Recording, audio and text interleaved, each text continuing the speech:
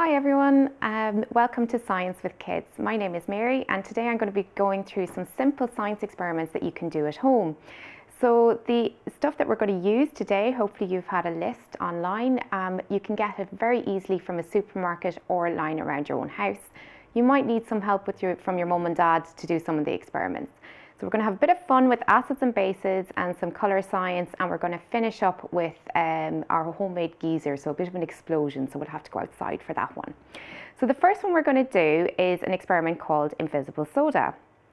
So what I have here is, this is a bottle of regular Coke, so full fat Coke, and I've taken the label off so that you can see it more easily. And I've got two because as scientists we always like to have a control. So we have one that we compare our experiment to and one that's a control. So we're going to leave this one to one side and that's going to be our control, and then I'm going to add some milk to this one. If I can find my milk, here we go. So the other thing that you'll note when you're a scientist is that not everything happens straight away. So you have to monitor your experiment over sometimes a few minutes, sometimes hours, and sometimes days.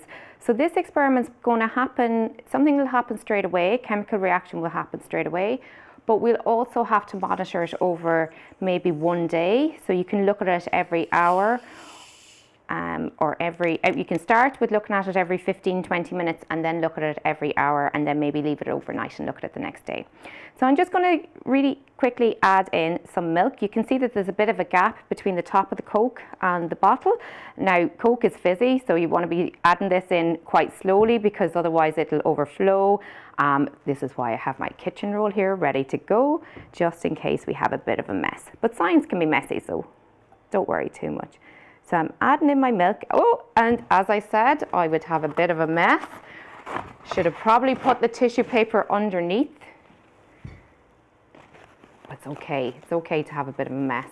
Mum and Dad won't mind too much. And I'm just going to put the lid back on that. And you can see straight away that something is happening. It's changing colour. So it's not quite as dark as it was. And it's going a bit cloudy. So I'm just going to gently mix that, and you can see the colour change.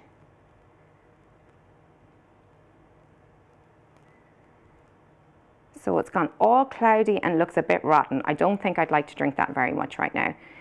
But we're going to leave that to one side and we're going to see what happens over a bit of time.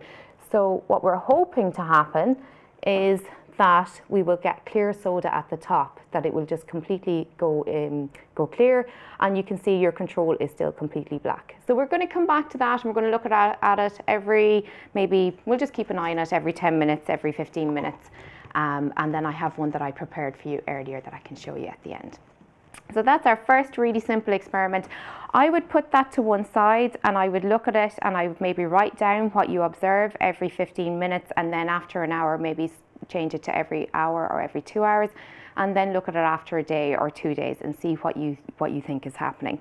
We'll come back to that again in a little bit. Okay, so the next experiment I'm going to do is called floating letters. So I have some sweeties here, they're M&Ms. And you can try it with the normal M&Ms or the peanut M&Ms, it's up to you really. I found that the normal M&Ms, I can see it a little bit easier, but I did try it with both of them. And what I've done is I've picked out a few that I can really see the letter on the front of them. So when you go through the packet of M&Ms, you'll find sometimes the letters aren't that clear on them. So it's important to pick ones that you have, the letters are really, really clear on them. And it just means that you're allowed to eat the other ones.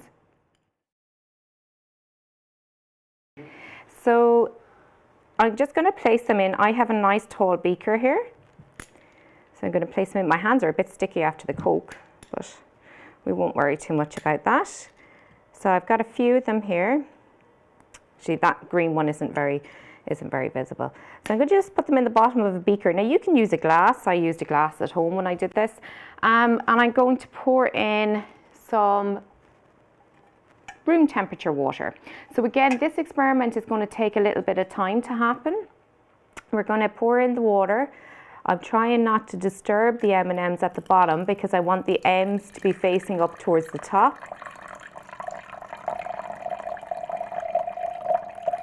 And you can probably see there that the colour is starting to change. So the blue dye is coming out straight away. So what should happen is the dyes, or the colours that are on your M&Ms, they will dissolve into the water. But the coating that has the letter on it doesn't dissolve. So that should float up to the top. So we'll leave that as well to one side, and we can come back and have a look at that again in a few minutes. That'll take about 5 or 6 minutes to happen, so we can have a little look at that again. So another experiment I'm going to do with M&Ms is called the colour rainbow, and this is really good fun. So who doesn't like a rainbow? And what you can do with this one is arrange your M&Ms in a circle, and you can do any colours that you want, and you can do groups of colours if you want. And pick a clean white plate to do this on so that you can see it more easily. And we'll just arrange them all in a circle around the edge of the plate. And again, if there's any extra there, you can always stick them in your mouth and have a little sweetie.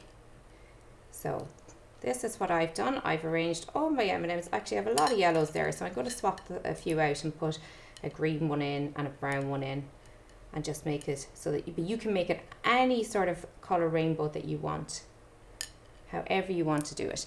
And you can also do the same with Skittles. So you can compare Skittles and M&Ms if you want to see how they go, or you can do them in groups. So with the Skittles, what I'm going to do is I'm going to put maybe 4 yellows together and 4 or 5 greens. I'll see what other colours I have. Some red, take out some of those greens, so we can group them. Just goes to show that they don't give you an equal amount of coloured sweeties in the packet when you buy them, although the packet was open, so I might have sneakily had a few. So we've got some orange, some red, and I've done an equal number at each. Well, actually I've only got 4 purple, so I'm going to take one away. So I put 4 green, 4 orange, 4 red and 4 yellow. So these are going to be similar experiments, but you can also compare the sweets if you want to do it in the circle around. You can see which works better, the Skittles or the M&Ms. And again, this is a very simple experiment. We're going to pour some water into the center of the plates. I'm going to set them up here so that I don't have to move them again, and it'll take maybe about 5 or 6 minutes, so you can watch what happens over 5 or 6 minutes. And I'm going to pour some room temperature water, so not straight out of the tap. It'll take a bit longer if you do it straight out of the tap, but you don't want boiling water either, so room temperature water. And again, I'm going to be quite careful with how I pour it in because I don't want to disturb my nice circle rainbow.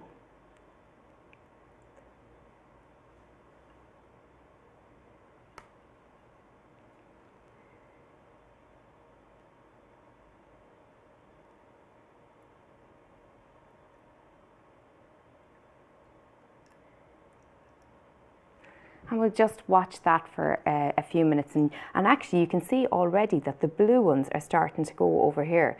So there's a couple of different things that you can monitor on this as a scientist. You can see first of all which dyes move faster, and then you can compare the different types of sweeties as well. So you can see all the colours are starting to move into the centre. So that'll take a few minutes to completely get to the centre, but it's already starting to make this beautiful rainbow colour. And actually these two aren't, because they're not actually touching the water. So I'm just going to move them into the water there like that. And you can see, look, it's really, really pretty colours moving in there. And what's really interesting with this is you can see with the M&Ms, because they're all lined up and touching each other, that the colours aren't mixing. So the colours are moving into the centre of the plate, but they're not actually mixing together. And if you were to get food dye and you put a yellow food dye and a red food dye together, they would mix and you would get the colour orange. But these dyes aren't mixing. So this is, it's very unusual, I suppose. And you can see the same thing is happening as well with the Skittles one. The colours are moving into the centre, but they're not actually mixing together. So it makes a really, really nice coloured rainbow effect. And the reason they're not mixing is because the sweets are made of sugar. And there's different amounts of sugar dissolving, so it makes the colour that's moving into the water, it makes it, there's different densities, so they're heavier, so they won't mix with each other. But it's pretty cool. I've actually shaken the table a little bit, so you can see I've actually made some nice kind of swirly colours here going on as well, kind of swirly effect. And then the Skittles one are nearly fully into the centre now, but you can see it's there's like clear divides between the colours there as well. So you can have some really good fun with colour and sweeties. Let's have a little look and see. Can't see any M's coming off yet. And if we look back at our Coke bottle again, you can see that it's really starting to settle out. So you can see it's getting really cloudy and clumpy. And these clumpy bits are getting heavier. So there's acid in our Coke, and it's reacted with the calcium that's in our milk. So you know when we drink milk, we get calcium and it helps make our bones nice and strong. Well, that calcium has reacted with the acid in our Coke, so it's a nice chemical reaction, and it's caused these clumps to form, and these are quite heavy, so over time they will settle out, and eventually all this brown cloudiness will settle out and it'll become completely clear. We'll have a look at that again in a few minutes. So that brings me on to talk to you about acids and bases. So you may have heard of acid, or maybe not so much bases, but acids and bases are all around us. So lots of things that we eat are acid, or there's things that we eat that are basic as well. Lots of things that we use every day, like washing powder or soap, they can be bases. So if you drink some orange juice, or you drink or you tasted some vinegar or some lemon juice, the kind of tangy taste that you get off those is what is caused by an acid. When you wash your hands, that soapy feeling that you feel from using the soap is actually because it's a base. So we have a thing that scientists call the pH scale, and I've done a little picture of it here for you. And this is basically a measure of how acidic or how basic something is. So it's a bit like a ruler. So I brought a ruler along to show you as well. It's a bit like a ruler, and it'll tell you how acidic or how basic something is. So on one end over here in the red end, we've got our acid. So this is like a really, really strong acid. And would be quite dangerous. And then on the other side of it over here, right down to the pink, we've got a really, really strong base. So things that we would use at home, like drain cleaner, I know you guys wouldn't be using that, but maybe your mum or dad would be using it, that would be our base. And in the middle we have green, and green is number 7. So the scale for the pH is from 0 to 14. And at number 7 we have water. So this is neutral. So when we say it's neutral, it means it's not an acid and it's not a base. And we can make something called a pH indicator, and this will tell us if something is an acid or a base. So I'm going to show you how to make a simple pH indicator today, and then you can use it to go around your house and find different things, get your mum or dad to help, and you can test and find out if it's an acid or a base. So a natural pH indicator is red cabbage. So I don't know if any of you will like eating red cabbage, but this is what it looks like. So very good for you, very healthy. So if you're doing this experiment, you should say to your mum and dad that you want a red cabbage, and also they should plan something nice to eat for their dinner that involves red cabbage. So all I'm going to do is cut a little bit. You will need help with this. Cut a little bit of red cabbage off. Do maybe a bit more than that.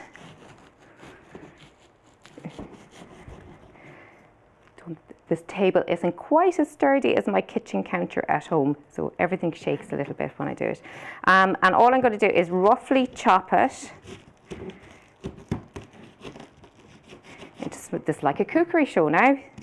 Lots of science in cooking, in baking and different things, so I'm going to go hand in hand. But I'm just carefully cutting it into smaller chunks, and then I'm going to put it into the blender. Just move some stuff out of the way here. And I'm going to add some water to it. And what should happen is you get this lovely purple colour coming out of it. So you can see that it's really, really dark purple, the cabbage is. So it's a nice dark purpley colour. And when I put water into that and I blitz it all up, the water will turn purple. So I'm going to put a little bit of water in. And it doesn't really matter how much water you put in because it will still work. In fact, if you have a little bit more water in, it's a bit more dilute, it works a little bit better. So I'm just going to blitz this here. I'll take these out of the way for a second. It'll be a bit noisy now.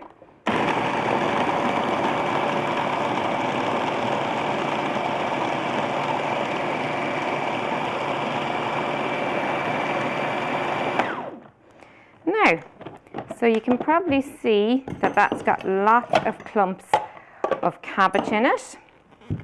And I will take out my blade there, pop it down here. It's a little bit messy. You can see it's quite foamy actually as well, but you can see that it is a nice purpley colour. So now comes the messy bit, and this time I'm going to put some kitchen roll down.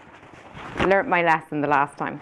I'm going to put some kitchen roll down before I strain it. It probably would have been a good idea for me to bring a big bowl with me, but I didn't think of that. So I'm going to attempt to, actually I'm going to strain it into my my jug here because my sieve will fit on top of it. It doesn't really fit on top of my beaker, so it'll just be a big mess. So we're going to strain it into the sieve and then I'll pour it into the beaker so you can see it.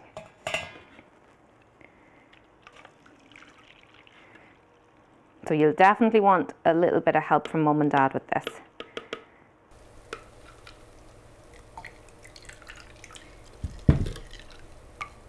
And you get a lot of indicator out of one cabbage, so that's why I think you should definitely plan to have something nice, maybe a nice coleslaw with the rest of your red cabbage.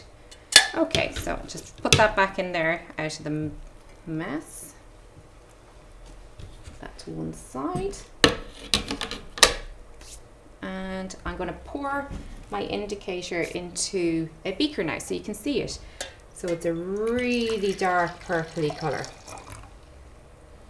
And it's quite dark actually, so I think I might even add a tiny bit more water to that. It'll still work if you leave it at that colour, it'll still work, but just it could be easier to see the colour change when it's a little bit more dilute. Okay, so that is our pH indicator. So now we can use that to test lots of different things that we have around the house. So you can test washing up liquid, you can test soap, you can take toothpaste, you can test vinegar, milk, bicarbonate of soda.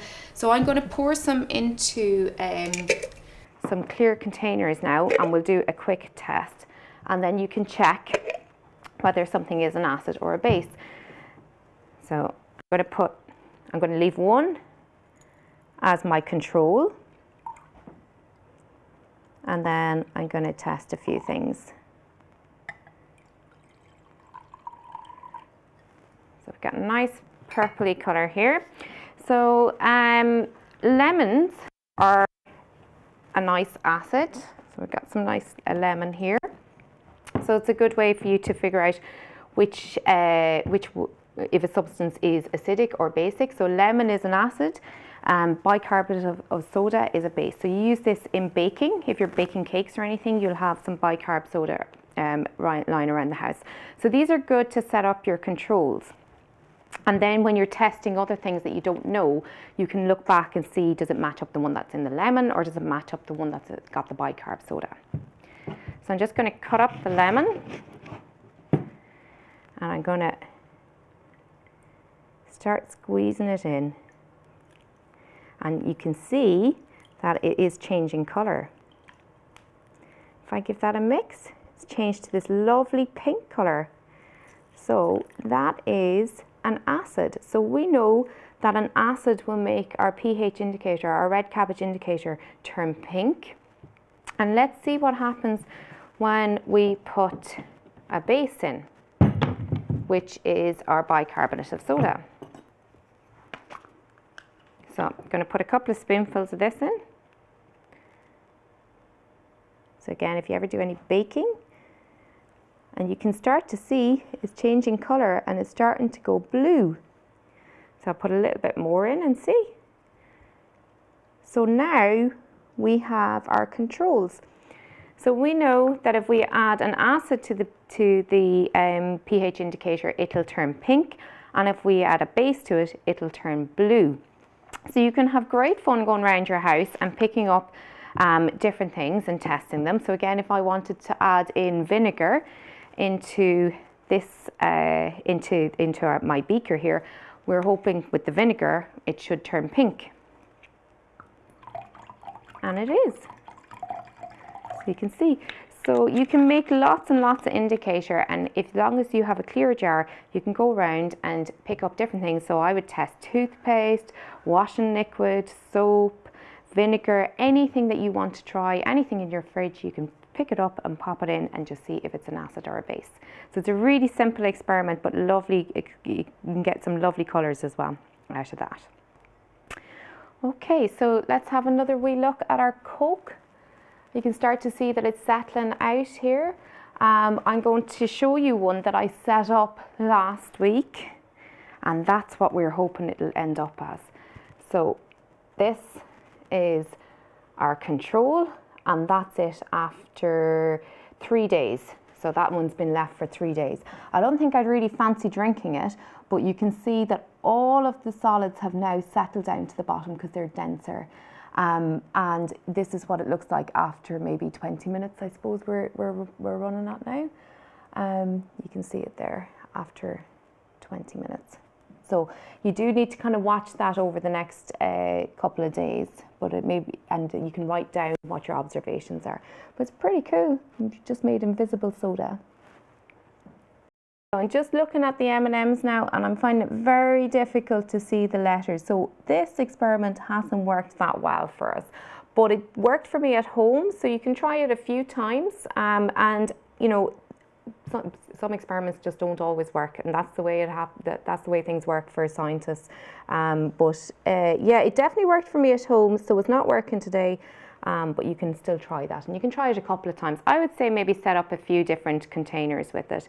And you can see our colour rainbow is completely finished now as well.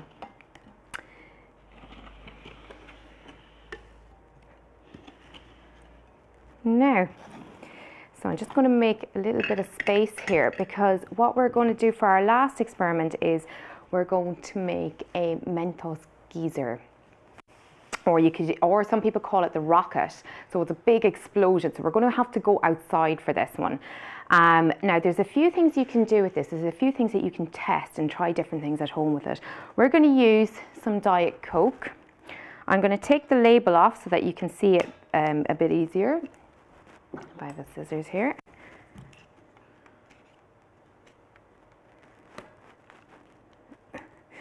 Probably should have done this before. There we go. Just so that you can see. You don't have to take the label off, but just so you guys can see it a bit better. So one of the things that you can do is you can check different types of Coke. So you can check, say, Diet Coke from different brands. So you can test, different supermarkets have their own brand, and you have Coca-Cola. So you can try out and you can see which one works the best. It doesn't work with full fat Coke, so you need to use Diet Coke, and the reason for that is there's no sugar in the Diet Coke. So what gives sodas, any soda, its fizz, is a substance called, a gas called carbon dioxide. And we're going to add some sweets to it. So we're going to add these sweets called Menthos. And the reason we're picking Menthos is, I'm going to open this and show you what they look like.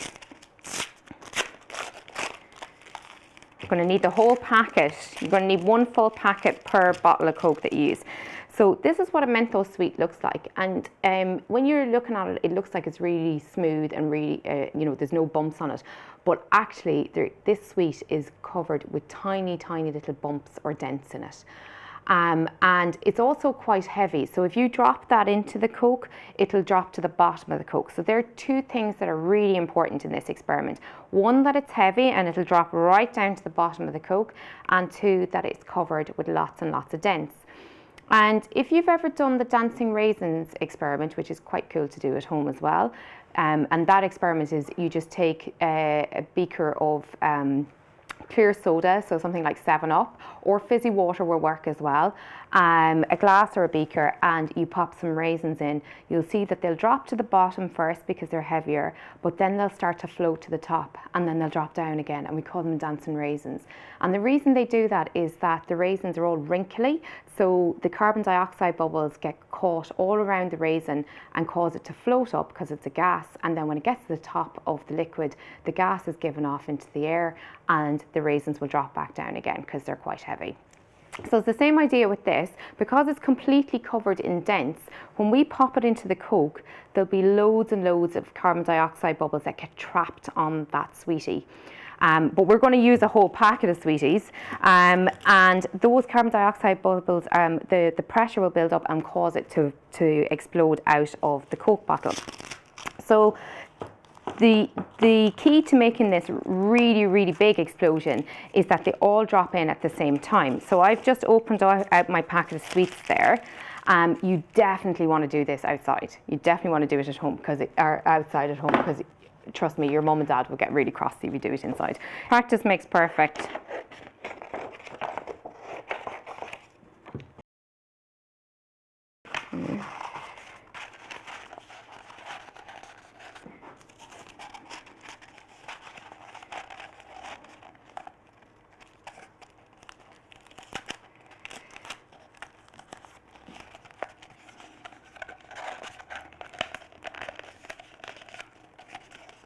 Okay.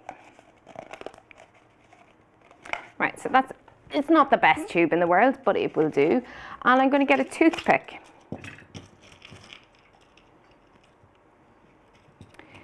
And this gets a little bit tricky because I'm going to try and pierce the toothpick through. Might need to use the scissors to get it through, but you don't want to make the hole too big, because the idea is that the toothpick is going to hold my Menthos sweets in place. And before I go outside and find out that it doesn't work for me, I'm going to pop my Menthos in here just to make sure that my tube is okay. And that, see, it's a little bit tricky, a little bit wide, so I'm just going to make it a little bit narrower. I don't want my Menthos sweets to fall through straight away, because I'm going to remove that toothpick, and that's going to be the trigger for our explosion, because that's going to allow all of the sweeties to drop through. So just make it a little bit tighter, like that. Oh dear, I'm really not doing very well with that. Just get myself some more sellotape. Who knew making a cardboard tube would be my downfall?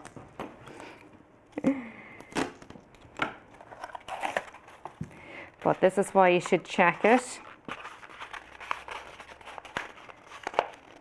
beforehand.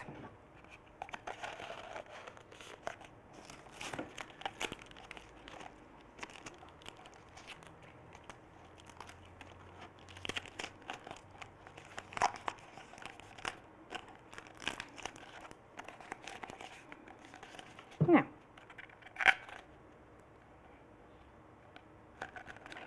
I'd say you may need to get a bit of help from mum or dad with this, because unless you have really sharp toothpicks, it can take a little bit of forcing through. Now that tube looks a little bit better, and all my Menthos are fitting in really well. So what I want to do as well is I'm going to tape the tube to the top of the bottle, but I'm going to do that outside because I don't want to take the lid off, because as soon as I take the lid off, the carbon dioxide starts coming out of the tube. So we want to keep as much in there so we have the biggest explosion we can possibly get. So again, a really good thing to test is first when you make this explosion, but you can try different colas from different shops, and you can try different Menthos sweets as well. You can try the fruit ones versus the mint ones. So lots of things that you can change and observe with that. So we're going to head outside now to make our explosion.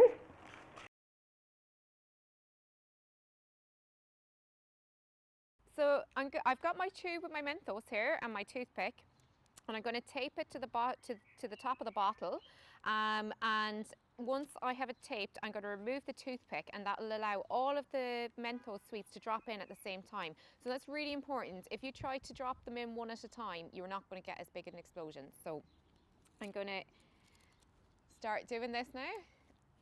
So I'm taking the lid off the bottle of Coke till the very last minute till I'm ready, just to make sure that I keep as much carbon dioxide in there as possible. So I have to pick up a few sweeties.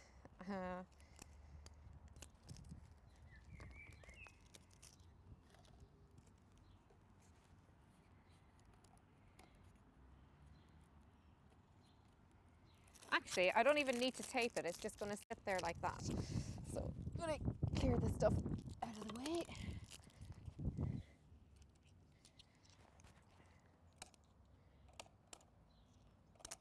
We ready?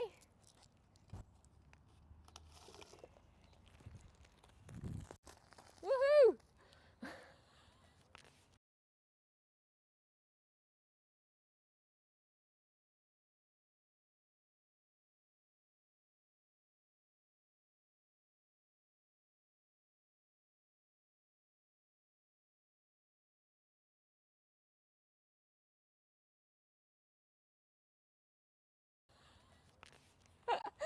This is why you do it outside and not inside. Hey guys, thanks so much for watching. What a great explosion we just had there. Amazing, so much fun. I've really enjoyed doing this today with you, and I hope you've really enjoyed it as well. Lots of different ideas for you to do at home.